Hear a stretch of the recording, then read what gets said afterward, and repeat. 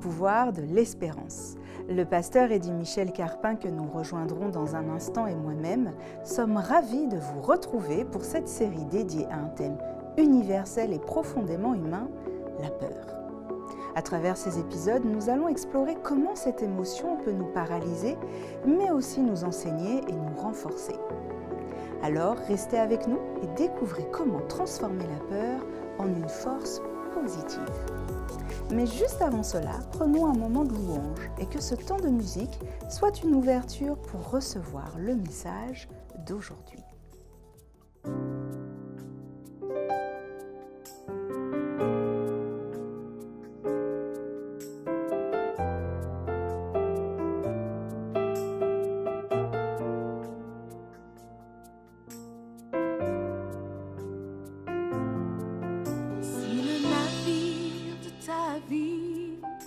Sur une mer en furie, il te faut quelqu'un.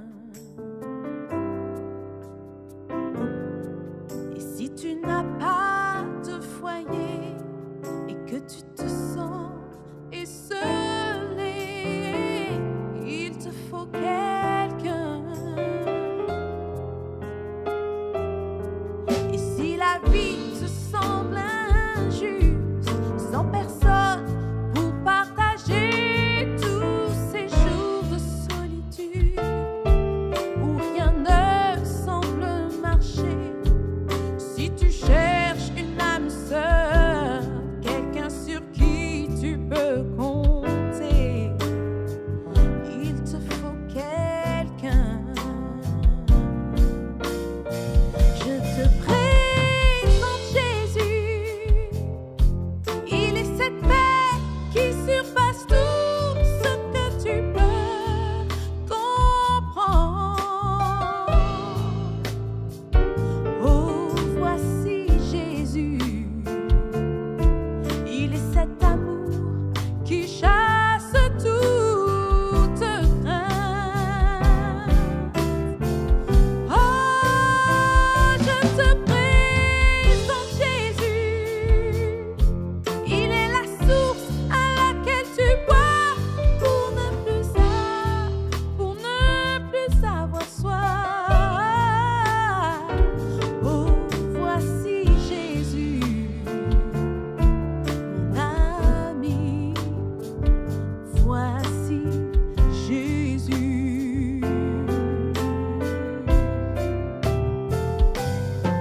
Si la pression t'environne et que ton courage t'abandonne, il te faut quelqu'un.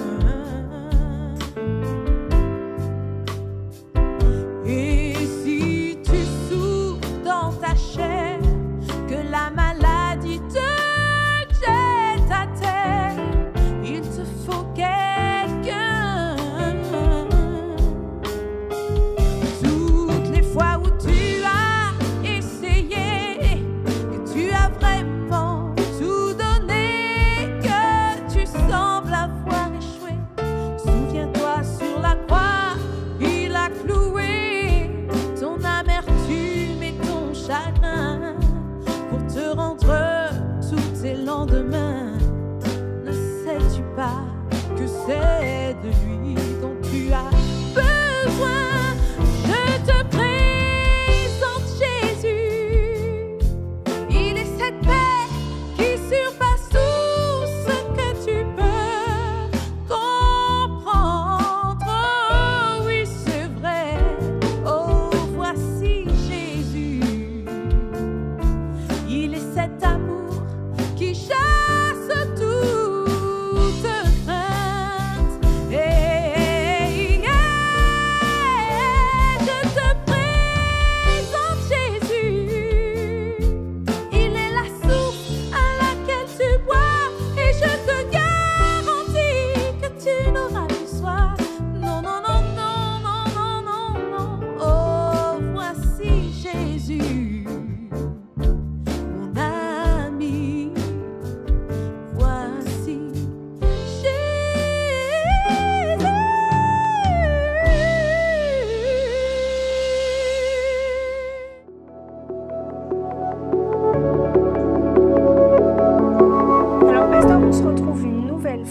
est toujours autour du thème de la peur. Alors on a pu voir ces derniers jours la peur de la nudité, ce qu'est la peur.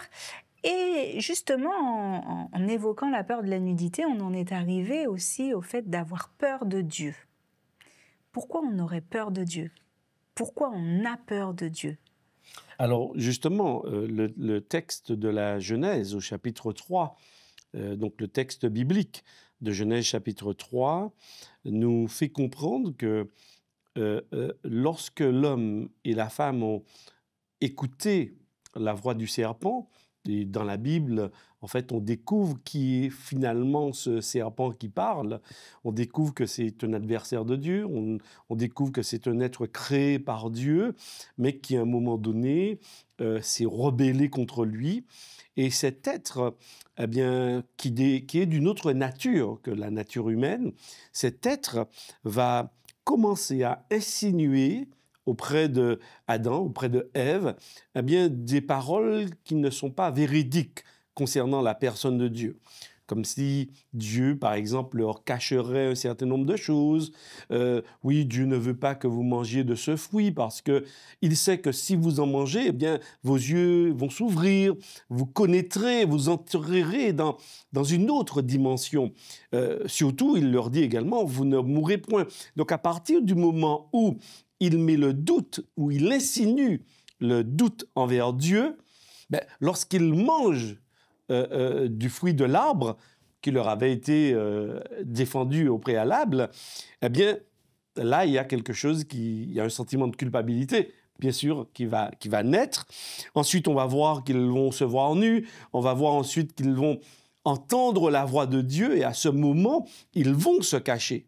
Donc, on voit effectivement que premièrement, ce n'est pas Dieu qui a peur de l'homme, quand bien même ce dernier va casser ce lien, il va violer en quelque part cette loi d'amour qui existait entre lui et Dieu. Cet engagement, eh bien, qu'est-ce qu'on va voir? Il va se cacher. Mais Dieu n'a pas peur. Donc, la naissance de la peur de Dieu, eh bien, elle sera nourrie, bien sûr, premièrement, par les insinuations du serpent, du diable, et ensuite par la violation de la règle qui leur avait été posée dans le cadre de l'harmonie. Donc, bien sûr, au niveau de l'homme, ça va générer cette peur.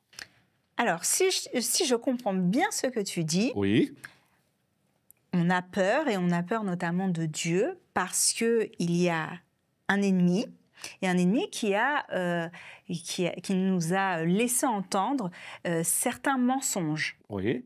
Mais pourtant, dans la Bible, souvent, on a des passages bibliques qui évoquent la crainte de Dieu. Alors effectivement, la peur dans le texte de Dieu qui apparaît, c'est-à-dire l'homme qui va se cacher, oui, on la retrouve dans Genèse 3.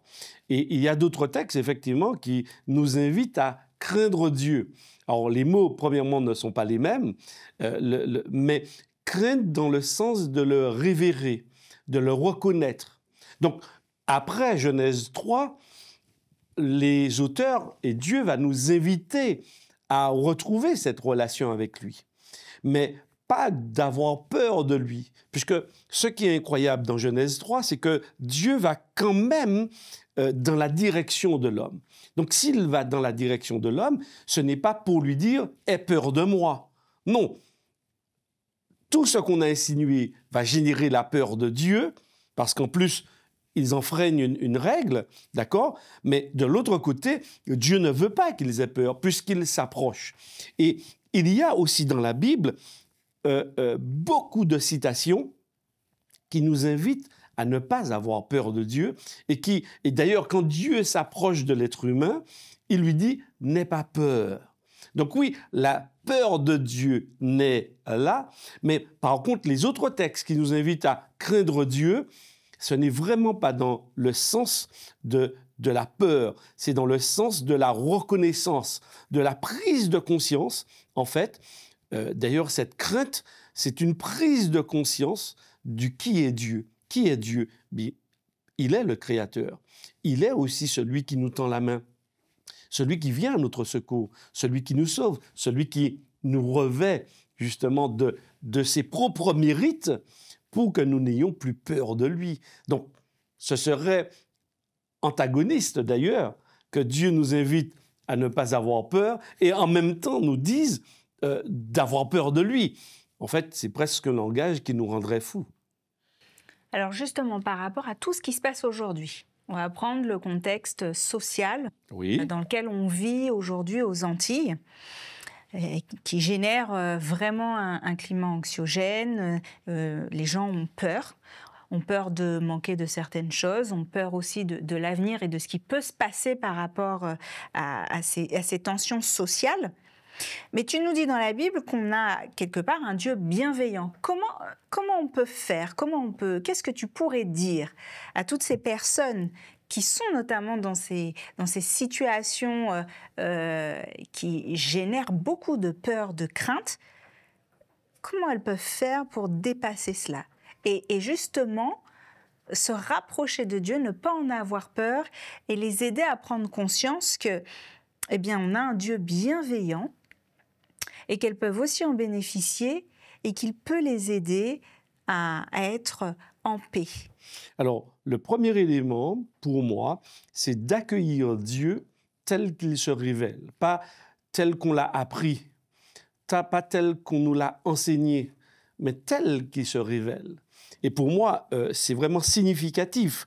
Genèse chapitre 3, et même quand je remonte un peu plus haut dans Genèse chapitre 1, chapitre 2, dans la relation que Dieu tisse avec cet être qu'il a créé, c'est une relation en fait d'amour qui est fondée sur l'amour, qui est fondée sur la confiance, mais pas sur la peur. D'accord? Donc l'homme sait qui est Dieu, il sait qu'il n'est pas le Créateur, mais en même temps, eh bien, il y a un lien d'amour. Et d'ailleurs, dans Genèse 2, c'est particulièrement vrai, parce qu'on voit que Dieu va, par exemple, créer un être pour répondre également, pour être en vis-à-vis, en face de l'homme, mais pour l'accompagner et pour qu'ils soient ensemble dans la gestion de la planète. Donc, on voit les intentions de Dieu, qu'elles sont bonnes. Et d'ailleurs, le texte va nous préciser que tout ce que Dieu a fait était bon, c'était agréable, c'était parfait. Maintenant, oui, il y a ce texte qui nous dit que, en dépit du fait qu'Adam et Ève aient écouté la voix du serpent, qu'ils aient mangé du fruit, Dieu n'est pas resté éloigné, attendant que l'homme vienne et entame une démarche vers lui. Mais le texte nous précise au verset 8, « Alors ils entendirent la voix de l'Éternel Dieu qui parcourait leur jardin vers le soir. » Donc ça veut dire que Dieu, et si nous comprenons que Dieu sait ce qui s'est passé, ça veut dire qu'il s'approche alors. C'est lui qui prend l'initiative, puisqu'on voit que l'homme, lui, il se cache, il cherche à se couvrir. Mais au contraire, Dieu s'approche de lui. Donc, la façon dont Dieu se révèle à nous dans le texte, c'est un Dieu qui veut communiquer. Un Dieu qui nous invite à dire les choses, même lorsque elles ne sont pas bonnes, même lorsque nous avons failli. Il nous invite quand même à la table de négociation. Il nous invite à la table du dialogue. Et moi, je trouve que quelqu'un qui m'invite à la table du dialogue, c'est pas quelqu'un qui voudrait que j'aie peur de lui. C'est au contraire quelqu'un qui veut m'accueillir, il veut me donner la certitude qu'il ne me juge pas, mais qu'il comprend ce que je vis, il comprend la situation dans laquelle je suis tombé et il m'invite avec lui à voir quelles sont les solutions possibles et quelles sont les portes d'espoir qui existent parce que l'homme et la femme, là, ont commis, je dirais, presque l'irréparable. Ils ont déshonoré Dieu. Ils ont désobéi à la voix de Dieu. Et pourtant, c'est souvent, là, c'est Dieu qui s'approche. Mais Dieu, on l'observe dans le texte, il ne vient pas avec un bâton. Dieu ne vient pas avec un fouet. Il s'approche pour dialoguer. Et quand on lit la suite du chapitre 3, on voit que Dieu est aussi celui qui apporte une solution. Face à la situation nouvelle dans laquelle se trouvent Adam et Ève, Dieu va apporter la solution. Et dans Genèse 3,16, il est dit, eh bien, il y aura une tension entre deux descendances, la descendance de ceux qui vont continuer et perpétrer le mal, et ceux qui oseront faire confiance à Dieu. Il y aura une tension tout au long de l'histoire. Et Dieu va s'engager à apporter la réponse aux problèmes de l'humanité. Alors, si je comprends, Oui. tu es en train de me dire que moi qui ai peur de Dieu, en réalité, la seule chose que j'ai à faire, c'est de répondre à son invitation, de m'installer à la table et de dialoguer avec lui et de négocier. C'est la seule chose. Alors, c'est aussi simple que ça.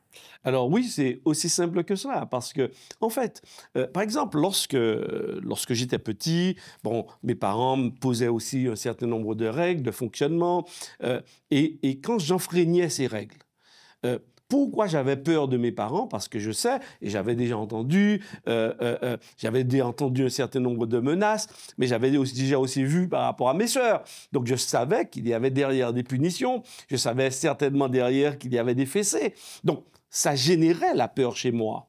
Mais ça veut dire, dans le texte, si Adam et Ève se cachent, s'ils ont peur de Dieu, c'est qu'en quelque part, ils ont une méconnaissance de Dieu. Parce que, je l'ai dit précédemment, c'est-à-dire que l'adversaire, Satan, va insinuer des choses négatives concernant Dieu. Donc, vrai ou faux, pour l'instant, ils ne savent pas. Oui, ils savent que Dieu est leur créateur. Ils savent que c'est Dieu qui les a placés dans ce contexte harmonieux. Mais en même temps, puisqu'il y a une voix dissonante, une voix qui dit autre chose, il y a un doute qui s'instaure. Et bien sûr, la peur de Dieu va naître.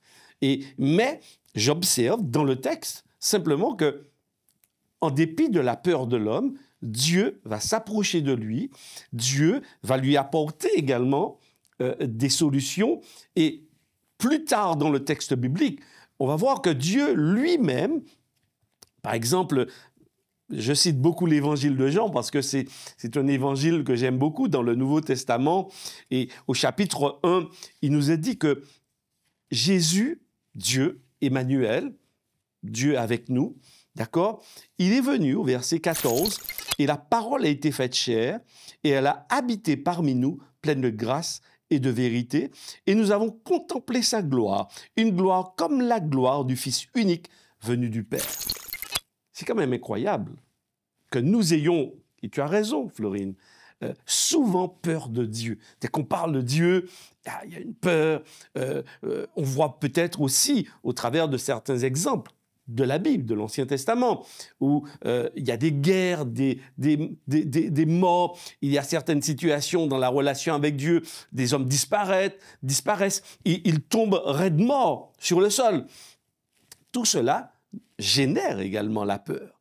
Mais en même temps, il y a ce discours de la Bible qui nous dit non, Dieu veut se rapprocher, Dieu veut le rapprochement, Dieu veut le dialogue. Et la Bible va très loin lorsqu'elle nous dit dans Jean 1, 14 que Dieu est venu dresser sa tente parmi les êtres humains.